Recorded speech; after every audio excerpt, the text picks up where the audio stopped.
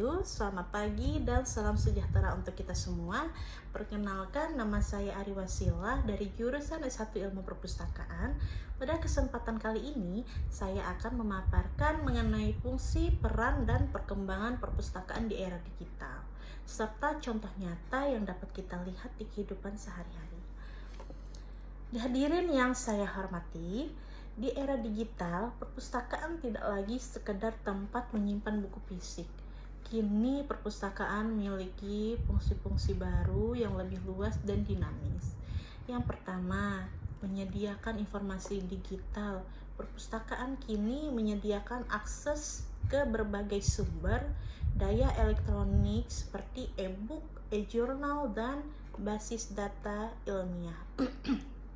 Contohnya, Perpustakaan Nasional menyediakan aplikasi iPusnas, tempat kita bisa membaca ribuan buku digital secara gratis. Dan yang kedua, sebagai sarana literasi digital. Perpustakaan kini juga berfungsi sebagai pusat pelatihan keterampilan digital. Dan yang ketiga, sebagai pusat akses terbuka. Siapa saja bisa mengakses informasi tanpa batas waktu dan tempat. Contohnya, banyak kampus yang menyediakan repository digital berisi skripsi, tesis, dan disertasi yang bisa diakses 24 jam. Selanjutnya, kita akan masuk ke peran perpustakaan di era digital. Peran ini semakin penting dalam mendukung kemajuan pendidikan dan masyarakat. Yang pertama, mendukung pembelajaran jarak jauh. Contohnya, waktu pandemi, perpustakaan sekolah menyediakan akses bahan ajar digital untuk siswa belajar dari rumah.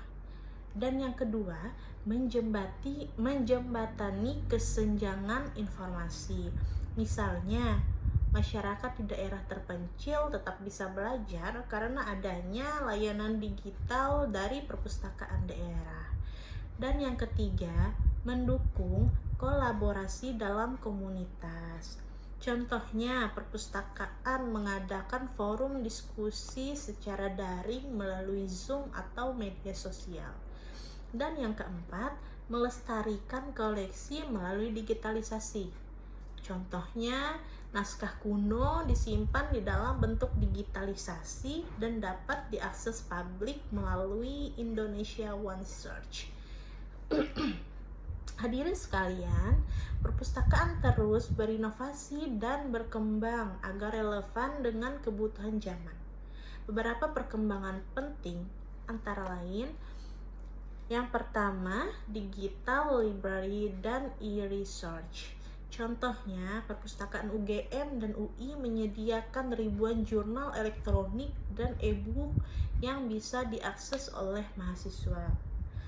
Dan kedua, aplikasi mobile perpustakaan. Misalnya di tempat saya sendiri, aplikasi Isukamara dan dapat memudahkan pengguna untuk meminjam dan membaca buku secara online lewat ponsel.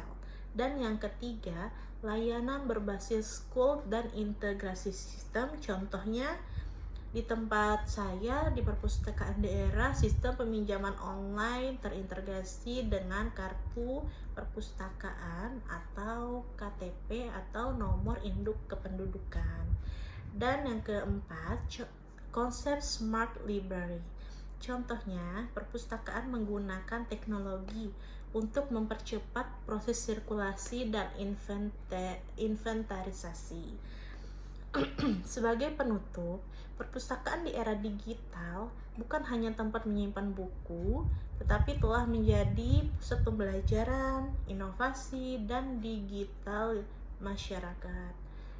Nah, dengan memanfaatkan perpustakaan digital, kita bisa terus belajar, mengakses ilmu pengetahuan, dan berkontribusi dalam membangun masyarakat yang cerdas dan melek informasi.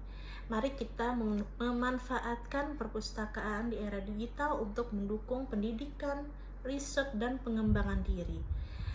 Sampai sini saja yang dapat saya paparkan. Semoga semua bermanfaat untuk kita semua. Terima kasih atas perhatian dan teman-teman sekalian. Wassalamualaikum warahmatullahi wabarakatuh.